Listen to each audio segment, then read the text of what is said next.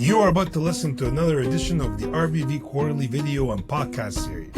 Make sure to check us out at www.rbvcg.com for more information and helpful resources.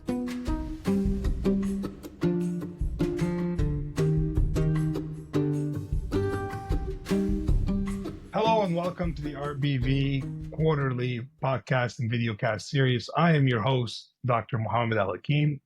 I'm also the lead consultant with RBV Group, and I'm located in Chicago, Illinois. I have the distinct honor of welcoming our guest today, Dr. George Marano, to the show. Dr. George Marano holds a PhD in strategic management and international business. He's also the founder and principal consultant with RBV Consulting Group. George, it's a pleasure to speak with you and chat with you a little bit about strategy today, leadership, and a handful of other things. Welcome to the show. How are you? Good. Thanks for having me, Mohammed. It's an honor to be here, especially for our inaugural RBV quarterly video and podcast series. Absolutely, George, and I'm thrilled to have you, and I couldn't think of a better person to open up a nice conversation about one of the insights shared in the RBV quarterly in the 6th issue that just came out recently in April of 2025, where you shared with us an article that you titled The Institutional Blocker. Now, George, I have to start and ask you what you mean by that term, because to be honest with you, when I saw the title at first, when you shared it with me, a few different things came to my mind. So on one end, perhaps an institutional blocker is, somebody who's doing something good, stopping an institution from making a bad decision. But it also sounds like it could be potentially a clog in the machine or so on, something that's holding back an organization from its flourishing. What do you mean by the institutional blocker in your article? Well, it's interesting that you use those. And to be very frank, it's actually the second, which is an individual within an organization that plays this really blocking role. The name just kind of came to me. And as you well know, after writing many articles, a title needs to be encompassing and catching and so forth. And it was this. And as I was thinking of the phenomena, and I believe I was recounting it to you, that the title just came to me, and I thought, you know what, I'll just run with it. And it's short, it's sharp. We also look at organizations as institutions as well. And it was just fitting that, the theme of today is individuals within an organization that play a blocking role in the growth and the efficiency and effectiveness of what it is that they do. So it was just natural that the two words, the institutional blocker, came out.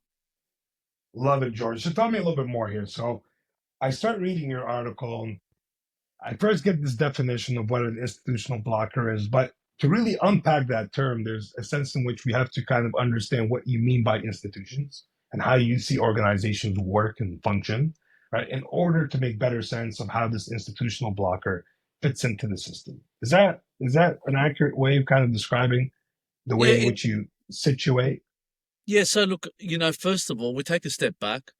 When we're talking about an organization, we're talking about, the amalgamation of individuals, resources, capabilities, the entrepreneurial drive of the founder and the founders, bringing it all together, and with the aim of producing a good or a service that they can sell and generate a profit. So that's basically it. But in and amongst that also, when we look internally, what we see is an ecosystem, right, of interdependent relationships. I always have trouble saying that. And, there is, sharing of knowledge, sharing of information, sharing of tasks, the dependency on tasks, the kind of certain levels of expectation. And when I'm teaching students, because as you know, I teach strategy here at Sydney University, and when I try to describe it to students, I describe it in a very, very simple sense, much like a 4x100 relay, where there are, a numerous amount of individuals whose task it is to run not just the fastest over a 400-meter stretch, but there is intervals where they pass the baton from one to the other. And it's not just running the fastest, but it's also the fastest, as well as the transition of that baton from one person to the other.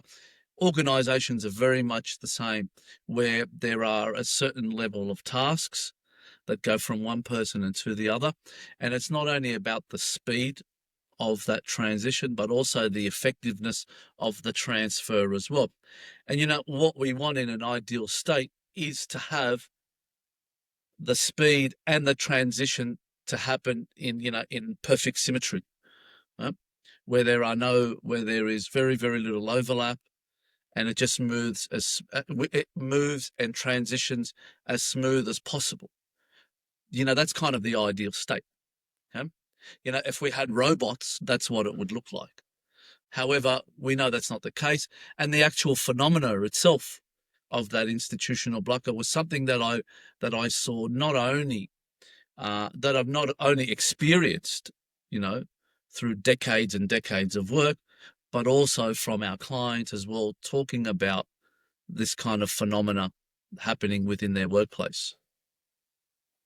So, George, tell me, what's the ideal institutional blocker look like in the workplace? Well, Who is if it? Where are they working? well, How do they function? Sorry. the first thing is that the institutional blocker is an individual that causes disruptions in that flow that I just described. Yeah? They can they can sit in middle management, they can sit in supporting roles, you know. Sometimes it happens at the supervisory level or at the lower levels of management. It also happens in roles where you've got individuals who play supporting roles to key executives. Think about a PA or the front office manager or something akin to that, where the power stems from their ability to be able to dictate resources and capabilities around the organization. Okay? And also there are individuals who have sort of minor managerial roles or technical roles as well, who are dependent on these individuals for their own productivity as well. So this is that institutional blocker is somebody who can really destabilize the order and flow of what I just discussed before with regards to the flow of information, the flow of knowledge, the integration of resources and capabilities in and around inside that organizational structure. So it's somebody who's in a position of some kind of power, Yeah, absolutely. intermediate, and it's somebody who has um, potentially earned the trust of those around him or her to the point in which they are in a role that gives them that kind of power. Or I guess I'm curious how the institutional blocker gets into that position, right? Without having some kind of measure or quality of character or integrity that um, gives them that kind of power within the organization. Yeah, you're right. I mean, they do come in with a high level of competency. And what happens is, and especially let's say, for instance, the role of a PA. Mhm. The PA comes in to take away some of that, well, a lot of those non-value repetitive tasks that an executive has to do. And that, yeah, as you well know from your own work in and around the consulting space, executives are very, very time poor. Okay. And so they rely on personal assistants to take a lot of that non-value work out of their hands. And as they take that work out of their hands, they become dependent on this person. And we entrust a significant amount of faith that assistants and those acting as counsel to us act in the most appropriate way possible. Okay. And I'm not saying that the institutional blocker is a very common occurrence in organisations, but it does happen. Okay, And what happens is that the more we become reliant on these individuals also gain a significant amount of power over time. Power really comes from, in a very very base definition, is the ability to direct resources. Okay? So the more responsibility and the more trust that is in them, the more their power grows within the organization. And the conundrum that occurs is that there's a high level of competency, but there's also that ability to destabilize the order, as we discussed before. Right. Yeah, I mean, I get what you're saying, and part of me though wonders when I think of that 400 relay, what's the advantage of being an institutional blocker within an organization? Um, on the one hand, of course, I can understand that there are individual interests or desires, or even sometimes petty, conflict at a workplace that might put somebody in a position where you want to destabilize. But on the long run, is it really a winning strategy, even for the institutional blocker, him or herself? No, it isn't. And if they knew any better, they wouldn't be doing that. However, unfortunately, Muhammad, is that when we walk through the doors of our organization, it's not as though we leave our problems there at the door and we walk in. Each one of us has a baggage, to put it in a blunt manner. Okay. And we bring that baggage. And there's also things that, this is not something that comes out of the academic realm, right? This is an observed phenomena that I think a lot of people can kind of shake their head at and say, yes. There's, human behavior is very irrational, and trying to put a label on it, or trying to describe it, or trying to even understand it is very, very difficult. Sometimes people are just, a group of people aren't compatible with each other. But there's also other things as well in and amongst that. So there's the individual component of just two people not being compatible, or two people not communicating enough and understanding why one person does one thing and why the other person does the other thing. When we look at a particular phenomena, and let's just say as an example between you and I, you might act in a certain way, but I would interpret it in a totally different. And it's not until you actually communicate that to me that I understand exactly why it is that you did what you did. That is kind of the rational approach to engagement and understanding. However, that doesn't necessarily happen, you know, um, in organizations, especially at the lower levels.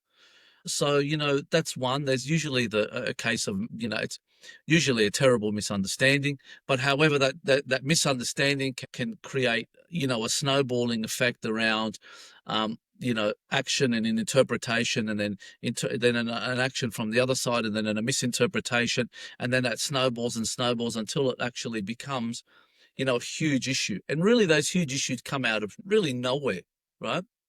They're not individuals who have sinister motives, or some sort of, uh, you know,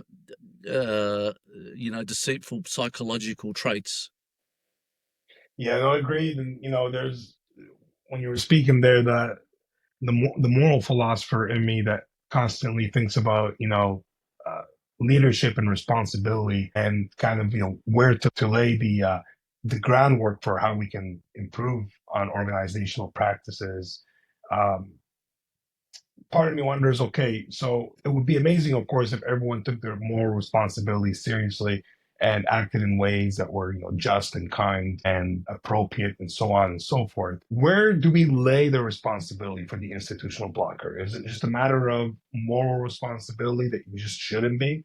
We should, reflect and see that we have better reasons not to act this way, uh, or is the responsibility shared between leadership and those who come to be institutional blockers?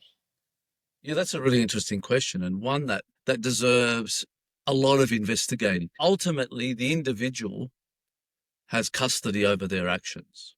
Okay, I'm a firm believer of that. But we can't always rely on people to self-regulate. So the The responsibility also lies with the organizations, with the individual that, with management, senior management, and executive management as well, um, to build those checks and balances in place to make sure that people as such are caught, are identified very, very quickly, and either you remedy the situation or you see the severity of it and see whether this person needs to be moved along, right? And I think a lot of this kind of comes down to things like organizational culture, you know, the openness of leadership, and so on and so forth. Absolutely. I mean, I also share that sentiment that ultimately the responsibility, the seat of responsibility, is the individual. But of course, we look to leadership, right? We look to individuals in positions of power to alleviate us from the kind of institutional problems that might be undermining the progress of a company or an organization.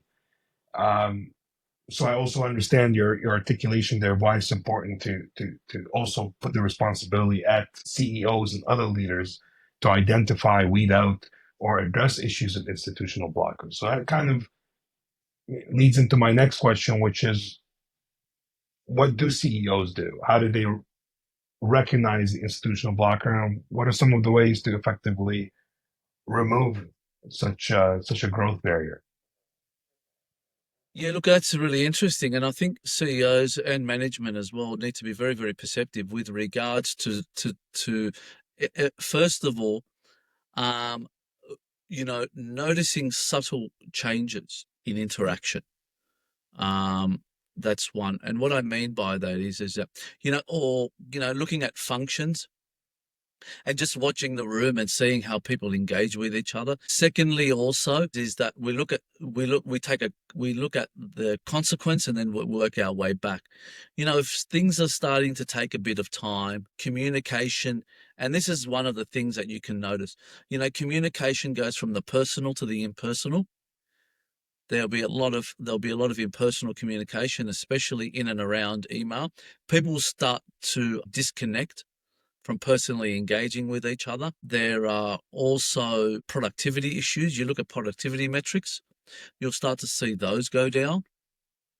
And the thing is with the institutional blocker is because they are managing the affairs of somebody very, very high up, they will also, just by sheer engagement, have their ear as well.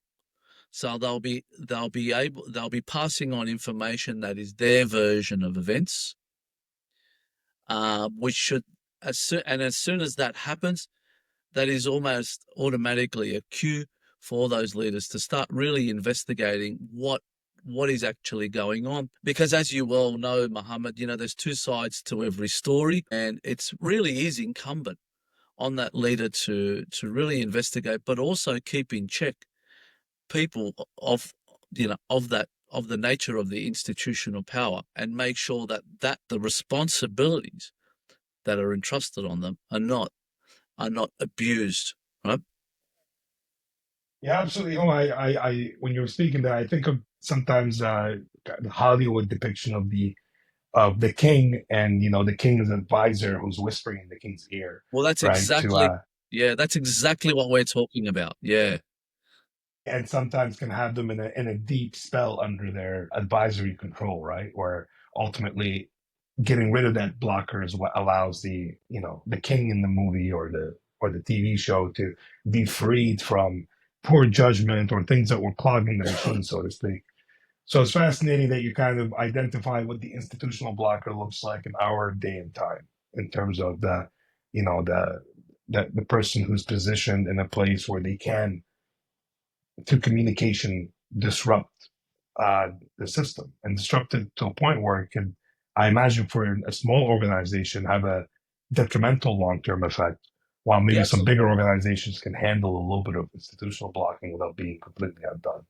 Yeah, that's a really good point, Mohammed, that you brought up. And, the institutional blocker has I call a radius of influence. And the radius of influence The smaller the organization, the larger that radius of influence it has, and the greater the ability it has to play a significant role in the destabilization and in sometimes the demise of an organization as well. However, as the organization grows and as it becomes compartmentalized, these institutional blockers play a role within those departments. It doesn't really become a life or death situation when we start to move into the medium and large size organizations, but they still play a detrimental role. There are instances where, by the time these people are found out, there's a good degree of talent that actually leaves your organization because of it. This kind of what they call exit and voice, where you groom people and they don't say anything to you, and that's really the key. And we were talking about before what can be done. Organizations and leaders as well need to be very, very open. Yeah, almost akin to like when our parents tell us as children, you can tell me anything, right? And without any fear. And that's the sort of philosophy as well that needs to come from management and leadership to really express what is going on. And if my personal rule is, and this is something that I like to share with clients as well, if three people are telling you something, it sets a trend, right? So it's something that's worthy of investigation. And that's one of the recommendations I like to give to clients. Another thing also is around your organizational induction and also the values of the organization and how those values are not only communicated, but acted out as well. I think they're really important. And if you take all of those together, you can very, very quickly identify people who are acting in an institutional blocking role. And as I said, you can either remedy that, just by sheer counseling and coaching, or you can kind of move these people along. Yeah, absolutely. There's so many layers to the institutional blockers, and I can't help but think about the different damage that they can do over time, whether it's just a breakdown of communication or creating divisions and in groups and out groups, um, to potentially harming a brand's name in the public or elsewhere Yeah. by virtue of their actions. Always enlightening, George, and I appreciate you sharing with us your thoughts on the institutional blocker. I would love to maybe see an article in the future about institutional blockers, kind of like a game theory and how institutional blockers might work together like a relay team, but Yeah. maybe to undo an organization if that's like their intent. Because we've seen in a lot of firms a movement away from some individuals who will do some disruptive things on their way out as a means in which to disrupt the company as maybe they build their own startup. So it'd be kind of interesting to see how some institutional blockers might work together towards a common end and whether that kind of formation could actually be lasting or not. But there's so many ideas there. And you're clearly the right person to walk us through this material. So I really appreciate your time today with us, Thank George, you. and making time for the RBV quarterly podcast series. Thank you very much, Mohammed. I really appreciate the time. Thank you so much. Thank you for listening to the RBV quarterly video and podcast series. We hope you enjoyed our interview with our guest contributor. Be sure to visit us at www.rbvcg.com to learn more about our services and expertise. And also be sure to check out our RBV quarterly issues at www.rbvcg.com/publications. Follow us on LinkedIn for more advice on growth barriers, insights, and strategies.